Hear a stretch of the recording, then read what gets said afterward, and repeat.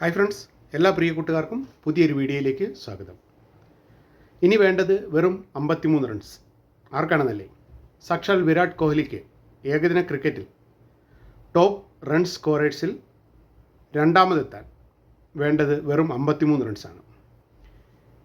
Asia കപ്പിന് ശേഷം India ഓസ്ട്രേലിയക്കെതിരെയുള്ള ODI സീരീസിലേക്ക് കടക്കുമ്പോൾ ഒക്ടോബർ 19, 23, 25 തീയതികളിലാണ് ഓസ്ട്രേലിയക്കെതിരെ ODI സീരീസ് നടക്കുന്നത്. ടെസ്റ്റിൽ നിന്നും T20 നിന്നും വിരമിച്ച വിരാട് കോഹ്ലിയെ രോഹിത് ശർമ്മയും നമുക്കിനി കാണാൻ കഴിയുന്നത് ആ ODI സീരീസിലായിരിക്കും.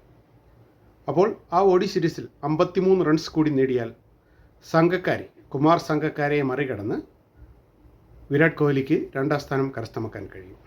നിലവിൽ ഒന്നാം സ്ഥാനത്ത് സാക്ഷാൽ സച്ചിൻ ടെണ്ടുൽക്കറും രണ്ടാം സ്ഥാനത്ത് സംഗക്കാരയും മൂന്നാം സ്ഥാനം വിരാട് കോഹ്ലിയുമാണ്.